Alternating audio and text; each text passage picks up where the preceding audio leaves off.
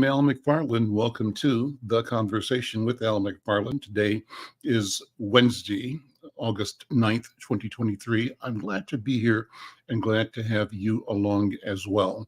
Wednesdays, let me set the intention for today's program and invite you to be a part of this on an ongoing basis. On Wednesdays, we want to talk about economic development, about wealth creation, about how we change the vocabulary, the idea, I call it, how do we build a public mind in our community about wealth creation, about wealth, about building, producing, about serving our interest and doing it with a sense of purpose and profit? How do we demystify profit making and elevate the awareness and the ability and the desire to engage in problem solving and using problem solving as a tool for personal, family, community, individual revenue and personal development for business creation?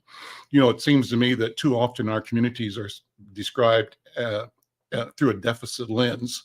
I'm wondering what it takes for us to shift our analysis, our approach, the way we assemble those things we talk about from a deficit point of view, and shift them into an analysis that sees problems, but also that sees us, our people, as problem solvers, and sees problem solving as the core foundational work of building wealth in our community. Well, it's going to be a great conversation today because I'm going to talk with one of the people who knows about community development, about economic development, and that's Warren McLean. He's president of Northside Economic Opportunity Network. It's called NEON, but he's got a 30-year history in doing development work. We'll have a great conversation in a few minutes. Well, before we start, as always, I want to thank you for watching, signing in wherever you are. As you know, we stream this program on 6 different platforms, 2 YouTube platforms. We're streaming at the YouTube channel of the Black Press of America, Black Press USA. We're streaming from the Insight News YouTube channel, Insight News MN. We also are streaming from the Black Press USA Facebook page, from the Insight News Facebook page, and from Al McFarlane Facebook page. In addition, we're reaching people through LinkedIn and reaching people through Twitter. However you're connecting, we want to know that you're there. Take a second and shout us out. Tell us who you are, where you are. Say hi to our guests. Say hi to other people that are watching, listening. And if you have a question, drop that question in the comment section and be a part of this. Also, if you have ideas, people that we should be talking to, connecting with, anywhere in the world, we want to be that connection for you. We think that the solutions that we're bringing in terms of conversation are, in fact, both local and global. The principles, the processes, the opportunities are the same, and they are grand and they are rich. And I think that as a people, and at this time, we are moving into an arena of excitement and of possibility. Well, I also want to thank our friends over at Minnesota Department of Health. We're partnering with them to encourage people to stay aware, to remember that the risk for COVID-19 still exists. If you watch the news today, you'll see that COVID cases are on the increase again throughout the country. So it means we've got to pay attention. We need to follow the COVID-19 protocols, washing your hands, staying aware, prioritizing prevention in everything you do. And, just remember that together we can create awareness, we can encourage testing, and we can help everybody stay healthy. So with that, enjoy well, stay well, be healthy. And again, thank you, and thanks to our friends over at the Minnesota Department of Health. Well, let me bring in my guest today, and that's Warren McLean. And as I mentioned, Warren McLean leads an organization in North Minneapolis called NEON. NEON stands for Northside Economic Opportunity Network. But Warren McLean and I go back a generation because I first met and worked with Warren a dozen or 24 years ago when he was a CEO at META, which is now based in North Minneapolis. All that says that Warren has been on the front line of building an awareness about entrepreneurship, helping individual specific businesses go into business, go to scale, assess the marketplace, assess the opportunity, and make the moves to build opportunity for themselves, their employees, their families, our community. And he's still doing that work over at Neon today. Warren, so good to see you. Thank you for joining the conversation with Al McFarlane. How you doing, my friend? I'm doing well, Al. Thanks for having me. This is a great opportunity. Great to see you again. Great to connect with you again. And thank you for your work that you do in the community as you elevate our community. I think your work is so important for us to, to be a voice to Yeah. the entire community about the work that's being done in not only North Minneapolis but in the Twin Cities overall. Well, I appreciate that, and that's exactly why we're here, is to elevate the voices. And I think I want to just keep saying how important it is, the work that you're doing over at Neon. And before we go any further, I want to take a minute to let people know you've got a major event coming up at the end of the month called, well, you tell me, you invite people to the event for your conversations series. Sure. So we have something called a community conversation series. This is 4.0, which means this is the fourth year we've done it. This time, and this particular event will feature black high tech entrepreneurs. They will feature Dr. Tim Childs, who's the founder and CEO of TLC, Provision Way for Technology. Wendell Maddox, who is the president of Ion Corporation, and Sharon Kennedy Vickers, who's the CEO of Software for Good. So we're looking forward to that conversation. We'll be elevating these folks, and they'll be sharing with the audience some of the tremendous work that they're doing. I mean, it's absolutely spectacular, and I mean, it's leading edge in technology. So Well, it's I'm huge. I'm so excited that you're doing this, and it's rare to have an A team like this in one setting to share knowledge, experience. And I wanted to, Warren, if you don't mind, take a minute and have you talk about these stellar speakers. Tim Childs, amazing story, amazing work. Warren Maddox, not Warren Maddox, but Wendell. Brother Wendell Maddox, right? Yeah, yeah, Phenomenal work with Eon, yeah, and what Sharon Vickers Johnson is doing in tech. Again, amazing. Take a minute, if you don't mind, and, sure. and tell their stories and why it's important for us to start to elevate, to listen, and to be motivated by what they're doing. Okay, so I'll start with Tim. I've known Tim for, since my days at Meta. He had a company called, as it's still called, TLC, Precision Way for Technology. And at that time, he was dealing with gallium arsenide wafers. So, but Tim is he's a graduate of an HBCU, Florida A&M. But he's also a graduate of Stanford. He's got a PhD in physics. And so Tim has gotten multiple patents, been awarded, been to the White House several times of the various presidents to receive those awards. His work is extraordinary, and when he shares what he will, what his current company is doing, it's really so leading edge. I mean, it's he has a product that can detect contraband without anybody knowing it, and I mean, it's just a phenomenal product. Um, I can't say enough about that. And Uh, he's done a lot of Defense Department leading edge technology work. That's what I did know about him. yes, He's a specialist.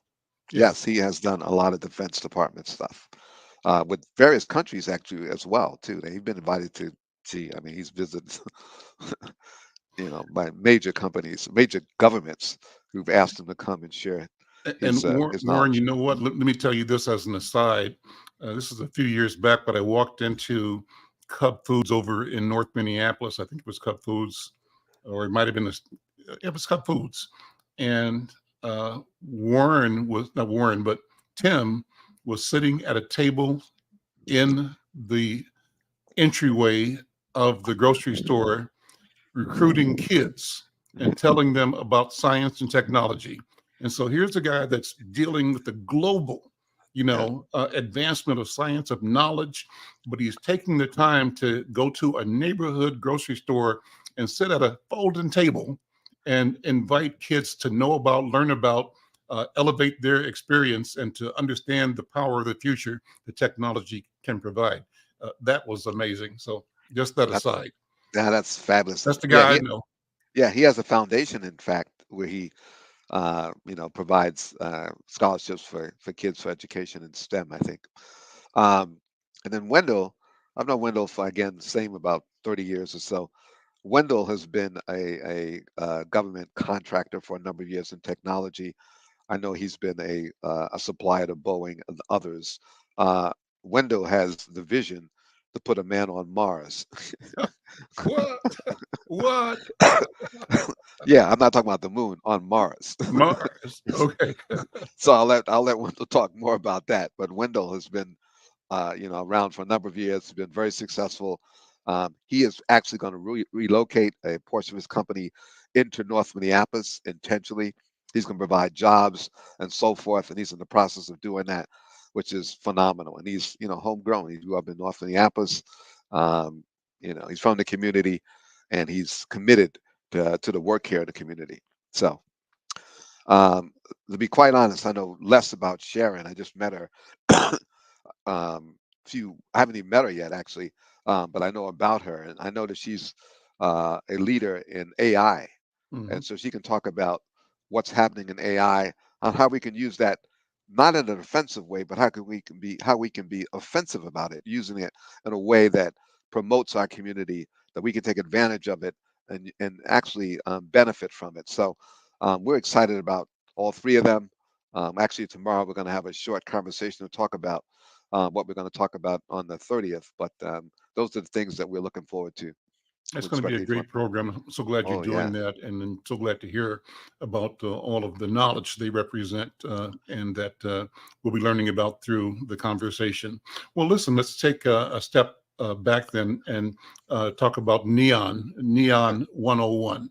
Let Okay. our viewers and listeners know what Neon is, what the value proposition is, what the vision is. Well, our mission is to build wealth for low to moderate income entrepreneurs in North Minneapolis and the surrounding community. And our vision is to transform North Minneapolis into a prosperous, visible, sustainable, and highly diverse multicultural community of entrepreneurs. And then our values are to deliver the best customer service in the world, the relentless pursuit of excellence, and respect for the individual. And we repeat those values at every staff meeting, which we hold twice a week. So, Neon, the entry point Okay, into hold on, Neon. hold on, hold on. Okay. You said a mouthful. Let's repeat it one more time right here, and take your time on each one because that's a whole bunch. So go through that again. Which part? All of it. The mission, Okay. the vision. I think Well, the it's mission is to build wealth for low to mm, moderate income entrepreneurs in North Minneapolis. So we're not interested in just income. We're interested in building wealth, mm, and wealth is it's sustainable. It's something that we have as a serious objective, and that's what all of our attention is focused on, is building wealth mhm. and teaching and I should sharing with entrepreneurs how to do that on a long-term basis. And then we have some specific examples of entrepreneurs who are taking that path and really embracing that. And so we're really excited about that. The vision is to transform North Minneapolis, and we can't do that alone. But we want to transform it. We don't want to. We don't see it. We're not looking forward to rejuvenation. We're not looking forward to just what has been in the past. But the attitudes, the vision is transformation. As you know, that word is typically applied to it means metamorphosis in the Greek. And that's the term that we use, and that's another word for it. But you look at a caterpillar being turned into a butterfly, and Mhm. so obviously a caterpillar is not an appealing insect, but a butterfly is. Mhm. We see that potential right here in North Minneapolis, that we have a butterfly uh, in this particular community. We have great, I think, talent that needs to be unleashed and it needs to be supported, but it is here.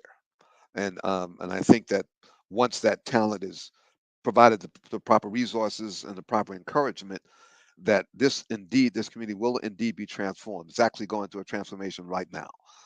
We have, the largest amount of investments that's ever been made in North Minneapolis. well over $100 million is coming into the community. A lot of it, most of it is by Black entrepreneurs that they're intentionally investing in North Minneapolis. We got the 927 building, right, which is right across the street from Neon. We've got, 2 blocks down from us is the Satori Village, Hmm. which is, Tim Tim Baylor. Baylor. That's Hmm. a $60 million project. Hmm. We had Juxtaposition that was, remodeled, and they got a new building. And then we had the Capri that was, that's a new building. And then we have, folks doing stuff on up on Lowry and 42nd and up there. We got Camden Town with Houston White and Hmm. his team. We've got Anissa Keys and her work, and then we got on the east side of, I shouldn't say east side, but the more east side of North Minneapolis on West Broadway, we have Dr. Childs and and Wendell Maddox and their projects. And then we have, Jamez Staples down on Plymouth. Hmm. So, I mean, all these investments are coming now. And Hmm. so it's just an extraordinary thing. We had Kenny McKnight redoing the Zara. Hmm. So we've got all this investment coming in. These are Black entrepreneurs intentionally invest in this community. And so that's extraordinary. It's not outside folks. It's the community itself staying here and investing here. I think that's exceptional. I don't know where that's being done other places, but it's being done here. Why now and why not before? I remember, I don't, you knew Beck Horton, right? Yeah, Lubeck. So Beck was a pioneer from my point of view when he decided to create, uh, was it Microtron Yeah. on Washington Avenue, and I heard Beck speak because back then the question was how do we create transportation systems that get our people from North Minneapolis out to the suburbs where the jobs are, and the presumption was that jobs and development and economic activity would not take place in North Minneapolis, and that the best thing that we could have for ourselves as a solution was easy access to where that robust, site siting of development and jobs would be. Hmm. And Beck, I think, said, look, why don't we bring the jobs into North Minneapolis? Right. Let's create places where our people can work. Beck did that along with brother Charles Thompson at Community Electronics. Hmm. And there were others back then that were the first wave, I think, of entrepreneurship or manufacturing in particular in North Minneapolis. I think Alt was part of that as well. Yes. So Fred Green. talk Yeah. about that era, what the hope and the promise were, and what happened from that time to what feels like a new move, a new movement, and the fulfillment of an initial impulse. What do you think? Well, you're right to point out what Beck has done. Beck was extraordinary. I think he went to science fair when he was in high school or something. So Beck was very talented. I think he worked at Honeywell. Then he went off on his own and created eventually Microtron. Hmm. Um, and so, you know, Beck had the right vision. I mean, he was willing to invest in North Minneapolis. He wanted to create jobs, Hmm. and he did it. And Hmm. so, we're standing on Beck's shoulders. I mean, Beck was on my board when I was at Meta, Hmm. and so all the work that he did was huge and remains huge.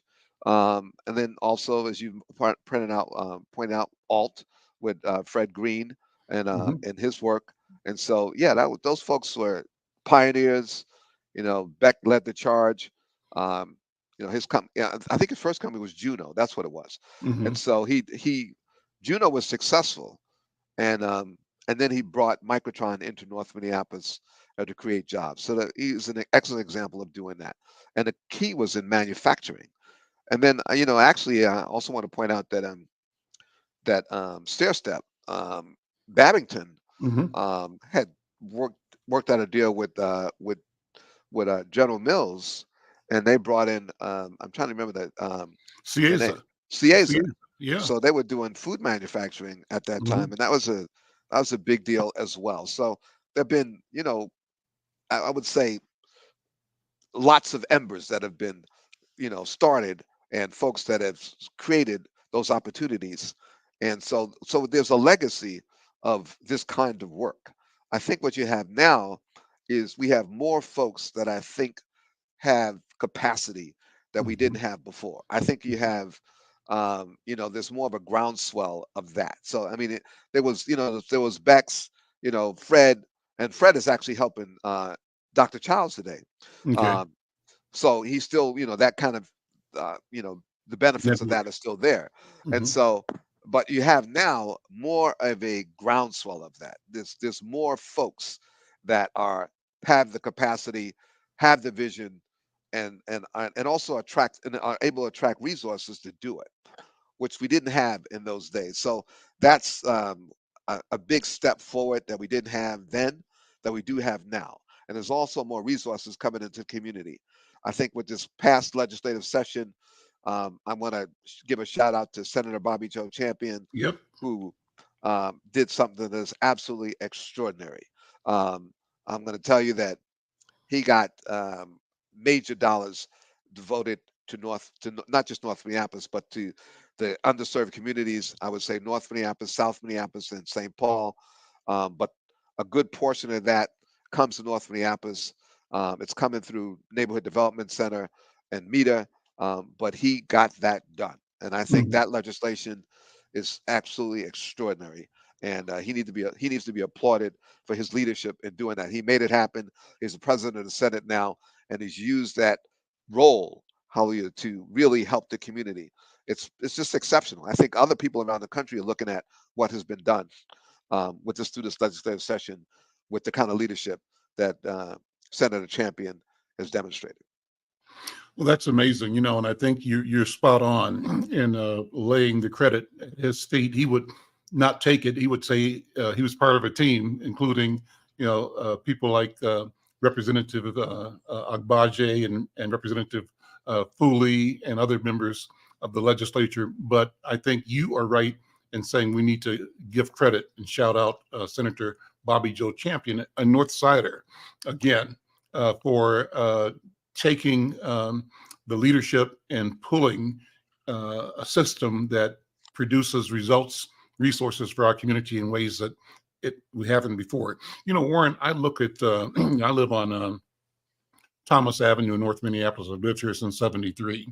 So Okay. I drive up and down Plymouth Avenue every day to Mhm. my office down, next door to where Tim is building Mhm. on Bryant Avenue, North Minneapolis, where Tim Baylor is building the Satori Village project. Mhm. And I can tell you that when I drive up and down Plymouth Avenue once or twice a day, every day, Mhm. I just continue to be encouraged.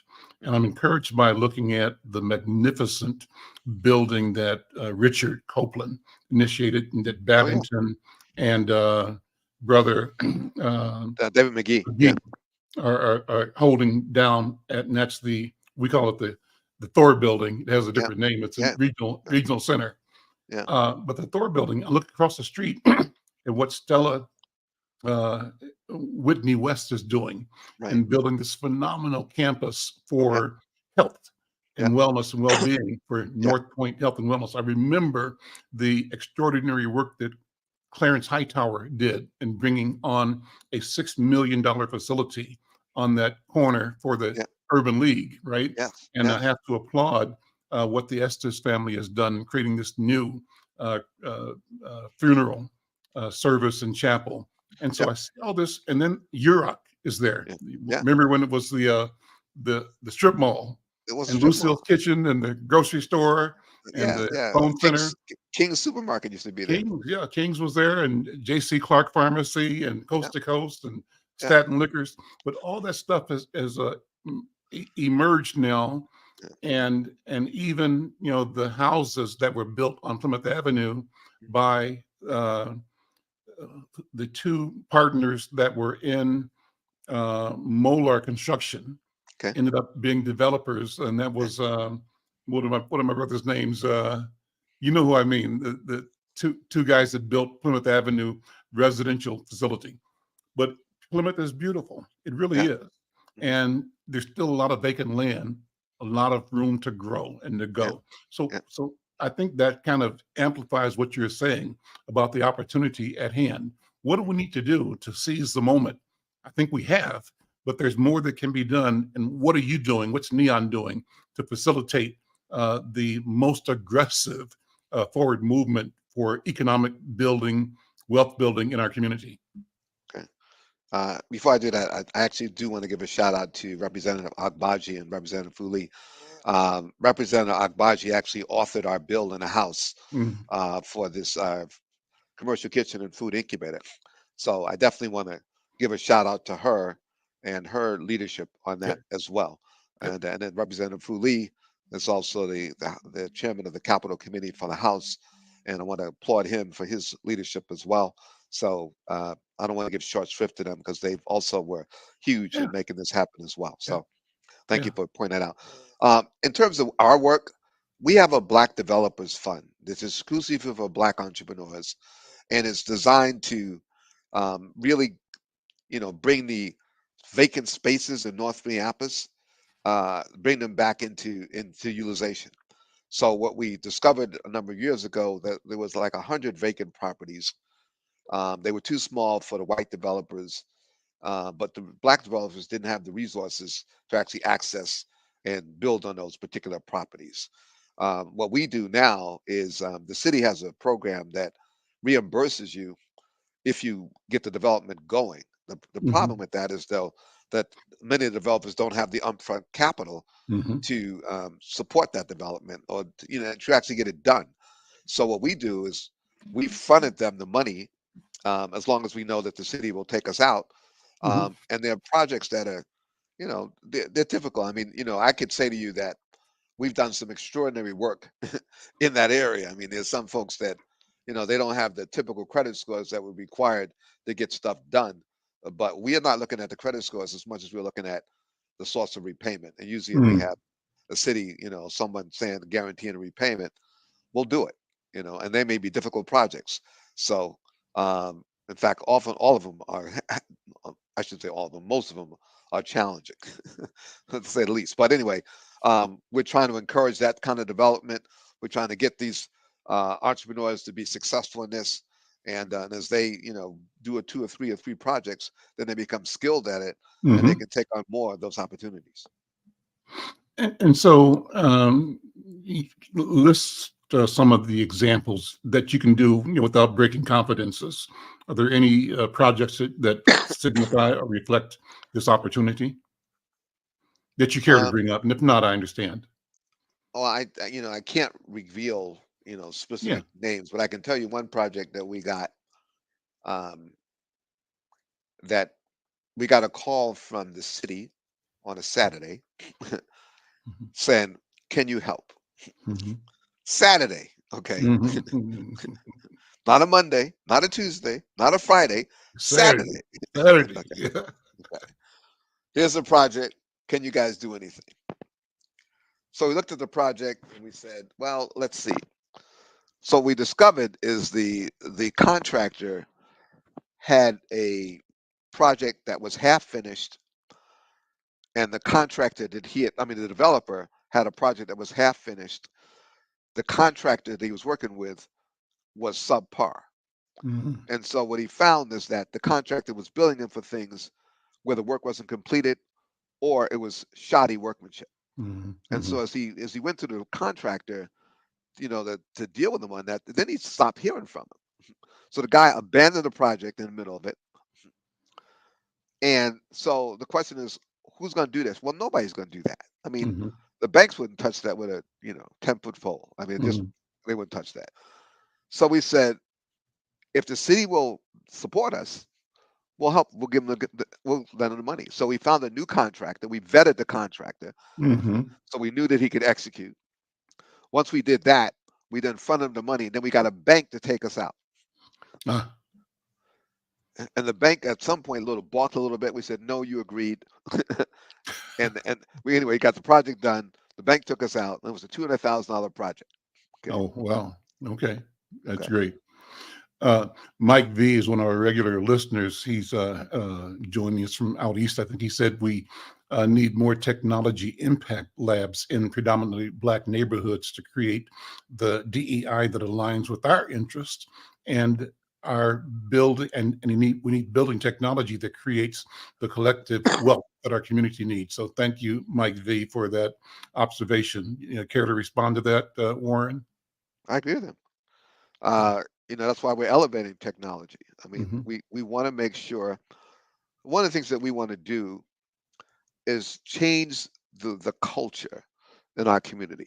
Mm-hmm. What I mean by that is, unfortunately, I shouldn't say unfortunately, but most of our young people are focused on athletics. They want to be the next, you know, LeBron James, Michael Jordan, Steph Mm-hmm. Curry. I mean, those are few and far between. Mm-hmm. They want to be the next in football, Larry Fitzgerald, because he came from here, so he's a Northsider, Right. Right. and others. Um, but the chances of that are slim. Okay. And then, or they want to be the next rapper. They want to be the next Prince. Yeah. Prince is, that's a unique talent. Yeah. I think Prince is representative of the creativity that we have in North Minneapolis, but it's not limited to music. Mm-hmm. And so, and then we don't aspire to STEM, and it's because I don't think we've seen enough examples of that. Mm-hmm. So we want to change the culture to say we need to be good at technology. We need to, we have the opportunity to be as as strong and as effective as anybody in that area. But I think that it's something that's not been lifted up. Mm-hmm. And so whatever's in front of you on a constant basis begins to change your perception of what can be done. And so what we also want to change is people's belief system. And Mm-hmm. our belief system is, well, and I hate to say this, but I will say it, is that sometimes education is not viewed in as positive light as it could be. Mm-hmm. You know, some of the kids that are smart are sometimes, criticized for that in their communities. Mm-hmm. But that's not, we need to value that intellectual capacity and ability. That's a skill. We have technology, all the folks that is the wealthiest folks in the world now, all technology guys. Amazon, Jeff Bezos, Elon Musk, Tesla, you know, Bill Gates. I mean, they're all technology guys. Apple now is $1 trillion company, $1 trillion in terms of market value. That's technology. Mm-hmm. I think that we have the same capacity to play in that arena as anybody else. I mean, one of the people you could look back on historically is George Washington Carver, who created 300 uses for the peanut. 300 uses for the peanut at you know at Tuskegee Institute with very little laboratory equipment. He just did it. Me also, I mean, he heard from God, so he learned. But I'm saying the important thing is that that ability and that capacity does exist. We got a history of doing it. I Mm-hmm. went back and looked at some of the history of the things that some of the black enclaves had created. And there was a Black Wall Street in Tulsa, but there's also Black Wall Street in Durham, North Carolina. Mm-hmm. And they were skilled carpenters. They were skilled, masons. Skilled. They were skilled. And so, and today we find that few and far between. But we have that capacity, and I think that we ought to continue to do that. Now, going back to technology, I think STEM and technology is something that we can embrace. And one of the Yeah. things that we tried to do at Neon at one time, about 3 or 4 years ago, was we were trying to do an esports thing because we knew that our kids were really good at gaming. Yep. Okay, and that's something that we could highlight and something that we thought would, number one, create an interest in that. Number one, number two, they could create jobs. They could be stellar in that, which they are, Mm-hmm. and then also they create opportunities for themselves and get great jobs. They have that capacity. They're very skilled at high technology. You know, so And so the key now is simply to turn it into business opportunity, to absolutely acclimate these young and curious and gifted minds, not only to pursue their gift of awareness, understanding their interest, which is deep, and right. their propensity to innovate. to look at Absolutely. what it is and to see what it could be, and to create new ideas, new programs, new applications for technology. That capability simply needs to both be recognized and nurtured and promoted as the standard. That should be the norm, not the exception. Right now, we look at that, and you are so right, Warren, in examining or saying that we have to challenge this counterweight of Yep. our kids feeling like they're going to be ostracized if they show how smart they are, hmm and the peer pressure of not being productive, not being smart. So it's good that we talk about it, but we have to also develop a way, a system, a practice of creating and using a vocabulary that focuses on and delivers that language, that understanding about technology, our place in it, our ownership of it, and our use of it for our development, with the idea that our development is really the development for all of our country, for all of humanity. So let me jump around a little bit, Warren McLean, and ask you. And you've said this already, but have you say it in different ways? Maybe. What do you think are some of the effective strategies for fostering economic growth and development in what we have called marginalized neighborhoods? You've described one, and that is having a city that is willing to support opportunity. You've also described having political leadership and clout in the form of Senator Bobby Joe Champion, president of the Minnesota Senate, and two important and powerful members of the House, Fu Lee and Esther Agbaje, and the roles they play. And with that in place, what else do we need to accelerate economic growth and development in marginalized neighborhoods in general, but our neighborhood in particular? Well, the other thing we need is, I would say willing corporate partners. Mm, Um, let's take Richard Copeland mhm, and Thor Construction as an example. mhm, When I was at Meta, um, Richard was able to scale, and the way he was able to scale is Bob Battle at the time was the commissioner of human rights in St. Paul, mm, and Bob came up with a program where he wanted to pair minority general contractors, and particularly black contractors, with majority contractors. And so he came up with this vision, and he at the time presented it to Norm Coleman, who was mayor at that time, and Norm bought it. So then Bob calls me at like 4:30 in the afternoon on Monday, said I got a project. He said, and will you guys take it on? And I said, well, what is it? And he says, well, I want to do this majority partnership pairing. And he said, and I need a decision by tomorrow at 10 o'clock.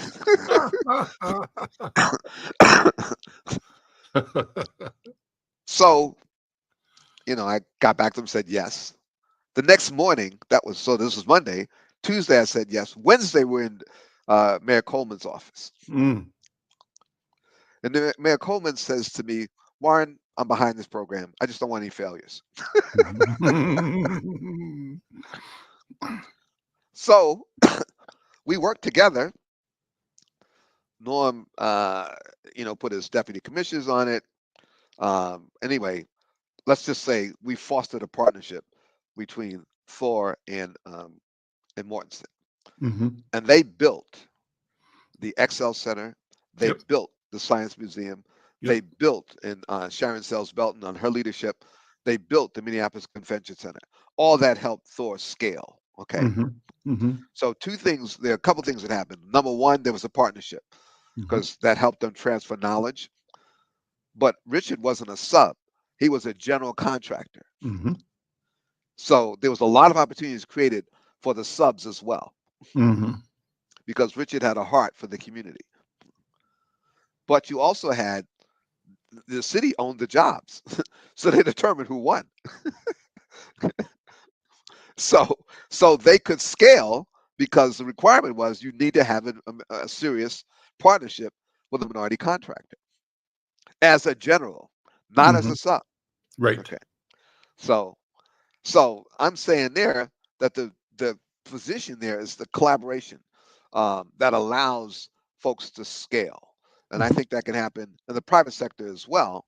But that's an excellent example of helping that company Well, really right scale. now, I think in the city of Minneapolis, the majority of the city council is a caucus of people of color, Yeah, if I'm correct. yeah, And what does that mean? What does it do? So you've got the head of the Senate, you've got a governor that's number one, both articulating and delivering on a promise of policies that are restorative, that are corrective, right? That are inclusive. So the governor is setting the standard, I believe, and then his team, including the other executive members, Keith Ellison, yeah, Lieutenant Governor Peggy Flanagan, that crew is all focused on a vision of inclusion for the state of Minnesota. And they've got some appointments in different departments yeah, of the state where people are actually executing on the vision. yeah, Then you have electeds like Bobby Joe and yeah, Esther yeah, and Fu Lee. yeah, And now you've got a city council in Minneapolis that, as a majority of people of color, it's unusual. yeah, And you've got some new presence now on the county board, both in Hennepin County and in Ramsey County. So some conditions are significantly different, mhm, you know. And my point of view, Warren McLean, is that one of the expectations that we should have of the people that we elect that serve us is that they continue to do all they can to open the door to opportunity, as you described what Mayor Coleman did at the behest of uh, uh, Brother Battle. And so, can more of that happen now? Is more of it happening now? What can we expect? And how do we mobilize, educate our community to push that, to accelerate it even more? Because it's the public expectation. I call it, how do we create a public mind, which allows us to see ourselves differently, to define ourselves in a way, in language that is entrepreneurial and that is wealth focused and ethical and moral at the same time. yeah. Um, I think i- people in leadership roles, um, like Bob had the ear of the mayor. I Hmm. think that we have other people who are in those roles, and number one, have the vision um, to think like that. That's important. Bob probably gets no credit for what he did. Hmm. So, but there are people in those roles and they have that opportunity, and I think they need to have a big voice. Hmm. They need to not be silent, but I think they need to be vocal about what the opportunity is and where they have influence. I think they need to exercise it. Hmm. That opportunity is there. I mean, I think that um it's critical that people get behind things. We're running a campaign now. It's called Grow and Thrive campaign, and the chair of our campaign, his name is James Pierce. And James spent 30 years at Cargill company in high tech. I mean, in information technology. So he was the CIO, the Chief Information Officer, and then he went to another organization called Salo. But James embraced uh, our Grow and Thrive campaign, and he has relationships with the corporate community, and he introduced us and helped support us. And so now we have, Doug Baker who's a former CEO of Ecolab, and Hmm. David Mortensen, who is, the chairman and CEO of Mortensen, as part of our campaign. And he was influential in bringing them on board. So I mean, it's just that kind of leadership that's really important. And James used his position to do that. I mean, he's also close to the for, uh, former chair at Cargill. I mean, they're friends. Yeah. So he uses that position to promote our work and the things that are happening at Neon. And I think people in those roles have that opportunity, and they need to be vocal about it. And James was vocal about it. So I'm just Well, saying that that opportunity does exist, and people in those positions need to need to exercise that, need to use that position and authority as an opportunity for them to promote the community and to work in the community.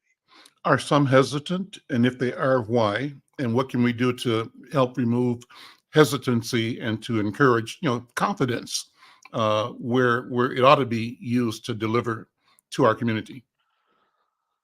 Um, some are hesitant. I don't know which ones are. I mean, Yeah. some are hesitant because they want to protect their role. They think if they too forceful, it might compromise them. So Mhm. that's self-preservation may be in there. But if you're talented, which they are, because they Hmm. wouldn't be in those roles, um, they have an opportunity to be vocal. Another Hmm. example of that is Greg Cunningham. Hmm. Greg is pushing things at U.S. Bank. He has a Black Advisory Committee. It's called the Access Advisory Committee, but it's basically all Black leaders Hmm. who meet on a quarterly basis to inform U.S. Bank about what should be done in the community. And Greg put that committee together. He reports directly to Andy Searcy, uh, CEO of U.S. Bank, Yes. Hmm. and so he has the chairman's there, and the chairman has been at our committee meetings. So it's serious. And so, but he's another example of someone who's using his position to advance things in North Minneapolis. And in fact, U.S. Bank has two locations around the country that they're pouring resources in. One is North Minneapolis. The other one's going to be in California. Hmm. Okay, and this is a multi-year, it's a 10-year commitment that I think they're making. Okay, so they're going to pour resources into North Minneapolis. They've done it once before in Chicago in the Pullman neighborhood. They're going to do it now in North Minneapolis. Well, Greg made that decision happen. Okay, he chose the location. So, he needs to get huge credit for that. But he's an example of someone who's taken his role and really using it to benefit the community.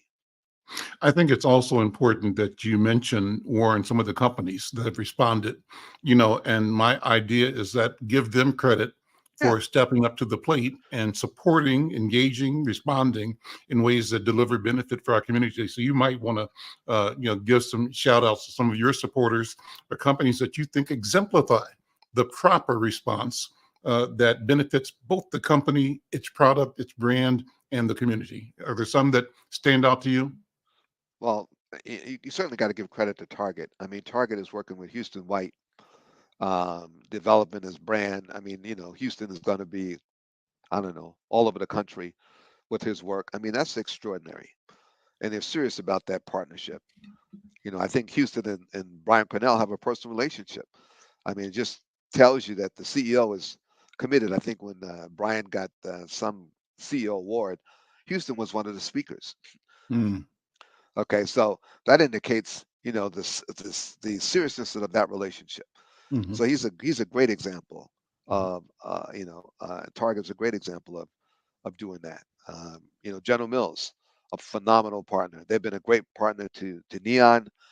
Last year we put on a what do you call it? Uh, what's that day? Um,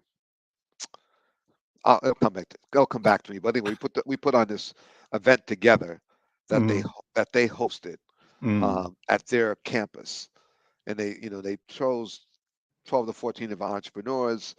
We put on the whole day together, and it was phenomenal. And they're very committed partners. I mean, Hmm. they put together a number of teams to work with our clients. That's been phenomenal. So I definitely want to give a shout out to them and their work. So that's those are two stellar examples Great. of corporations stepping up to the plate. And I also want to give a shout out to Cub. I mean, they stayed in North Minneapolis. They didn't have to. Cub Foods. Yeah, Cub Yeah. Foods. I mean, Yeah. we're not working with them specifically, but I want to give them credit Hmm. for staying in the community.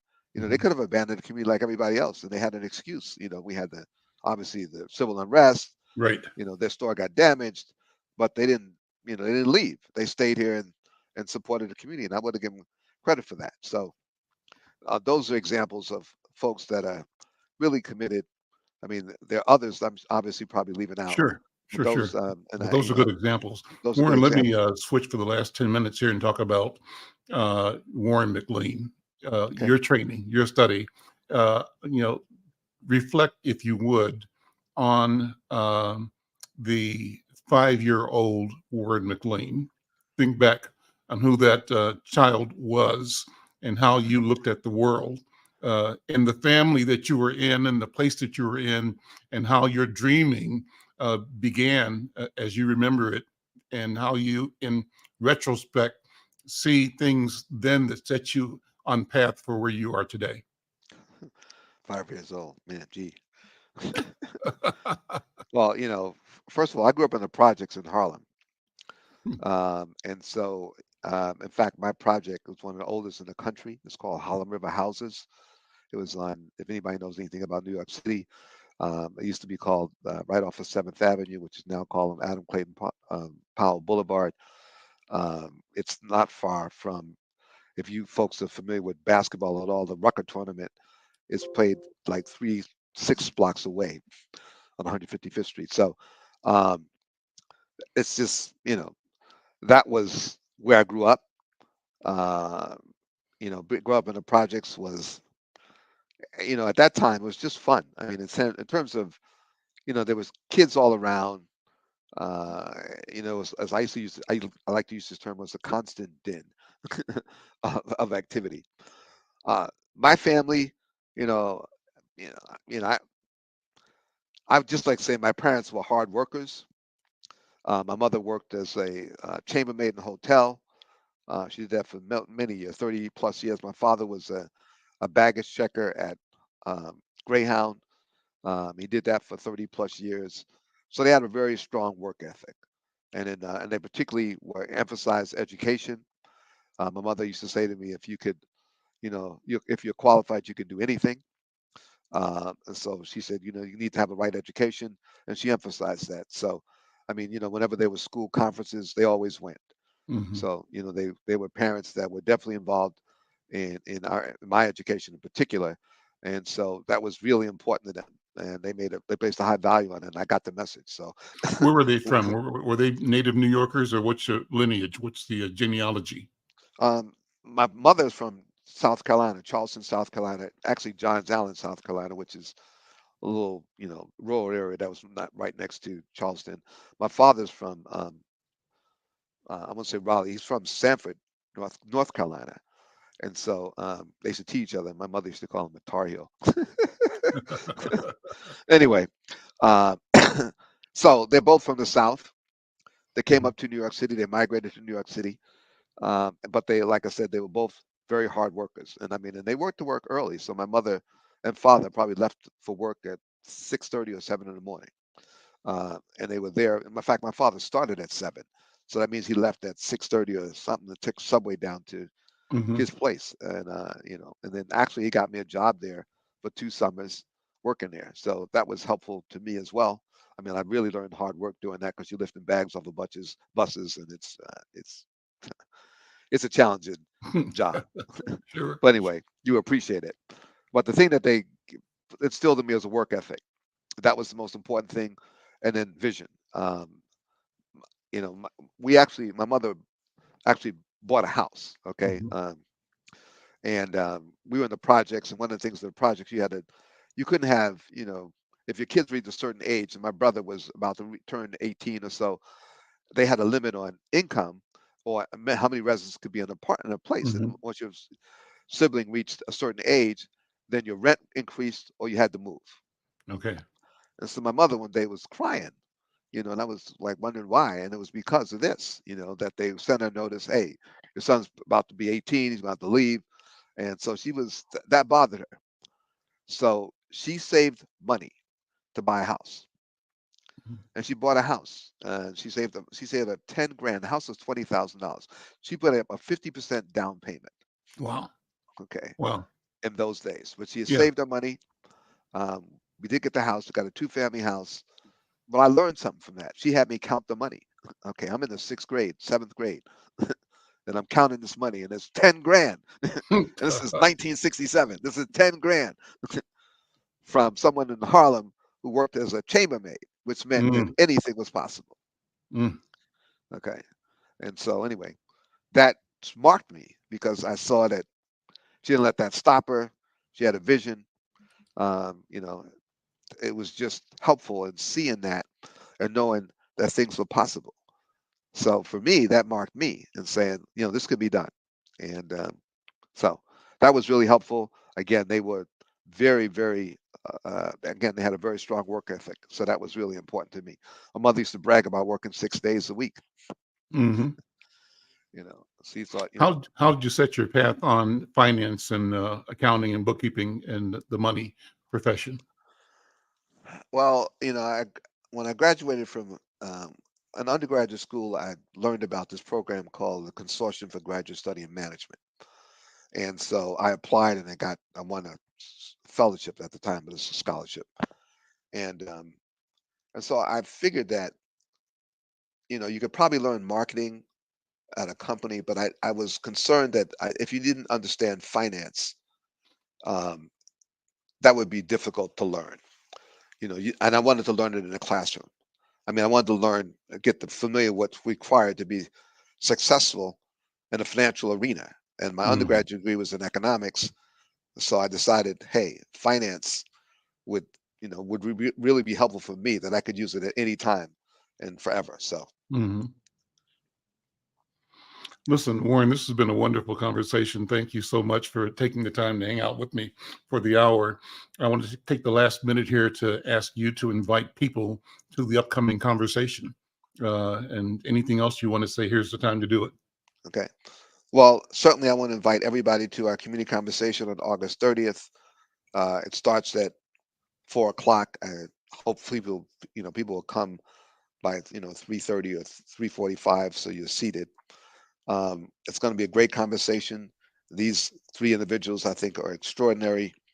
You're going to hear things that I'm sure, I've never heard before, because some of it I know I haven't heard before. So, and I know the work that they're doing. It's just phenomenal, and they haven't gotten the attention, um, that's been afforded others. I think there's an opportunity to elevate that and see what the possibilities are for our community, which I think are extraordinary. I think these are exceptional individuals. They're very talented.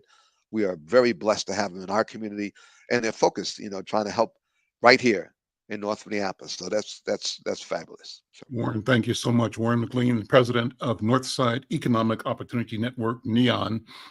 Great work, great conversation. Well, we're going to close with a reminder again from our friends at the health department. Remember that COVID is not over. The pandemic is declared over, but we still need to pay attention and to do what it takes to understand that the risk still exists. So let's continue to follow the COVID-19 protocols, washing your hands, staying aware, prioritizing prevention. Together, we can create awareness, we can encourage testing, and help everyone stay healthy. Thank you all for being here. We'll see you next time. I'm Al McFarlane.